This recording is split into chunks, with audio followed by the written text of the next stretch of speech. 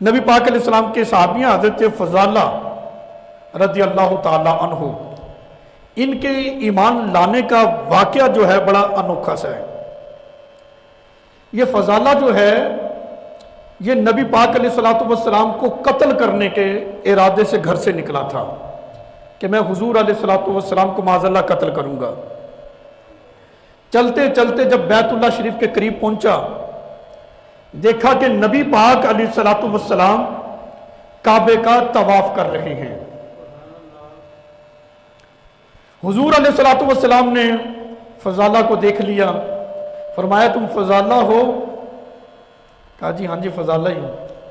فرمایا تم اپنے دل میں کیا باتیں کر رہے تھے، کیا سوچ رہے تھے بتاؤ؟ ابھی اس نے کچھ ذکر تو نہیں کیا۔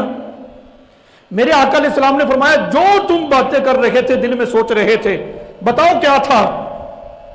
فضالہ مکر گیا، کہنے لگا نہیں جی میں تو بس ایسے ہی آ گیا تھا، میں تو اللہ کا ذکر کر رہا تھا اور اللہ کا ذکر کرتے کرتے میں یہاں آ گیا ہوں۔ میرے آقا علیہ السلام نے فرمایا فضالہ اللہ سے معافی مانگو اپنے گناہوں کی۔ مطلب کیا ہے کہ تم اس سے چھپا رکھے ہو جو دلوں کی باتیں بھی جانتے ہیں۔ بھی تمہارا ارادہ کیا تھا، بات کیا کر رکھے ہو؟ تم اپنے گناہوں کے رب سے معافی مانگو۔ فضالہ کہتے ہیں سرکار نے بڑی شفقت کی، بڑی مہربانی کی۔ حضور علیہ السلام نے اپنا مبارک ہاتھ، فضالہ کہتے ہیں کہ حضور نے میرے سینے پہ رکھ دیا۔ کہتے ہیں سرکار علیہ السلام کا ہاتھ جیسے میرے سینے کے اوپر آیا، کہتے ایسی ٹھنڈک میں نے محسوس کی، دنیا کے سارے دکھ ختم ہو گئے۔ یوں تھا کہ دنیا کے سارے بوجھ اتر گئے ہیں اور دنیا کے سارے سکھ کہتے کہ مجھے نصیب ہو گئے ہیں۔ کہتے کہ اتنی مجھے مخصوص وہ کیفیت ملی جب سرکار علیہ السلام نے اپنا مبارک ہاتھ میرے سینے پہ رکھا۔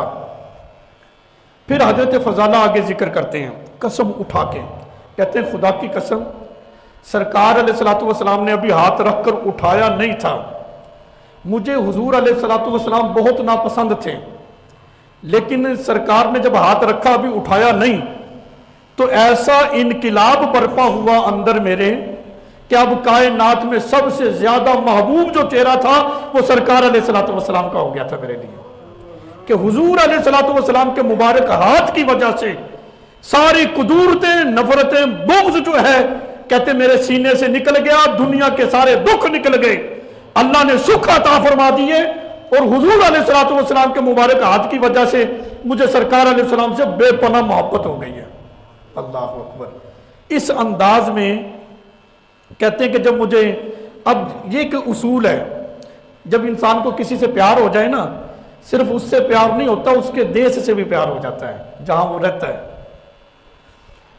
کہتے ہیں کہ مجھے نا رسول اللہ صلی اللہ علیہ وسلم کا شہر بھی پسند نہیں تھا، لیکن جب سرکار سے پیار ہوا تو پھر دنیا کے تمام شہروں میں سے وہی شہر مجھے اچھا لگتا تھا، مدینہ شریف۔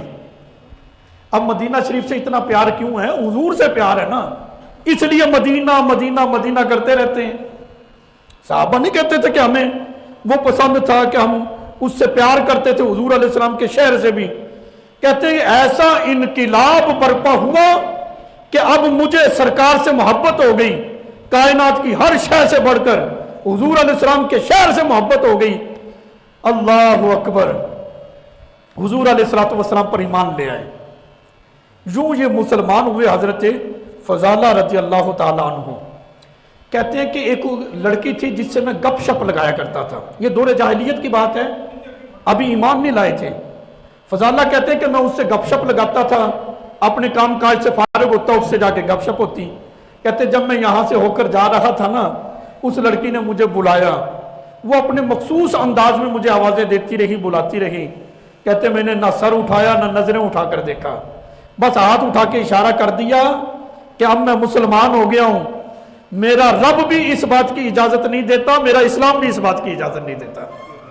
یعنی مسلمان وہ ہوتا ہے جو اپنی نظر کسی غیر محرم کی طرف نہیں اٹھاتا، یہ ہے مسلمان، کیونکہ رب اس چیز کی اجازت نہیں دیتا، ہمارا دین، ہمارا اسلام بھی اس بات کی اجازت نہیں دیتا ہے کہ وہ جب مسلمان ہوئے تھے تو ایسے مسلمان ہوئے تھے کہ انہوں نے اسلامی قوانین کو اپنے اوپر بالکل اس طرح لاگو کر لیا تھا، پھر اس کی خلاف ورزی نہیں کیا کرتے تھے۔ تو ہمیں بھی صحابہ کرام کی نقش قدم پر چلنا چاہیے کہ صحابہ کرام جب اسلام میں داخل ہوئے ہیں تو پھر مسلمان ایسے بن گئے ہیں کہ اسلام کا خلاف انہوں نے نہیں کیا. تو ہمیں بھی چاہیے الحمدللہ ہم مسلمان ہیں, ہم اللہ اور اس کے رسول پہ ایمان رکھنے والے ہیں, تو ہمیں بھی چاہیے اللہ اور اس کے رسول کے احکامات پر عمل کریں. جن چیزوں سے, جن کاموں سے, جن افعال سے اللہ اور اس کے رسول نے منع کیا ہے ان سے رک جائیں. معاشرہ مجھے بتائیں جنت بنے گا کہ نہیں؟ معاشرے کے اندر جتنی خرابی ہے, جتنا بگاڑ پیدا ہوا ہے, یہ ہم نے خود کر رکھا ہے نا, ہمارے اپنے اعمال کی یہ شامت ہے. اگر ہم خود ہی اپنے اعمال کو درست کرنے, احکامات الہیہ نبی پاک علیہ الصلوۃ والسلام کے فرامین کے مطابق ہم اپنی زندگیوں کو گزارنا شروع کر دیں تو یہ پھر معاشرہ بھی جنت کی تصویر بن جائے گا. پتہ چلے گا نمایاں طور پر کہ یہ مسلمان ہیں. افسوس ہے اب فرق کرنا بہت مشکل ہو چکا ہے کہ مسلمان کون ہے اور غیر مسلم کون ہے. ہم اپنے کردار سے بتائیں نا, زبان سے بتا رہے ہیں کہ میں مسلم ہوں, میں مسلمان ہوں, تیرا کردار بولے, تیرا کردار بتائے کہ یہ مسلمان ہے. اتنا فرق ہونا چاہیے. مومن اور کافر کے درمیان فرق کرنے والی چیز نمایاں طور پر نماز تھی.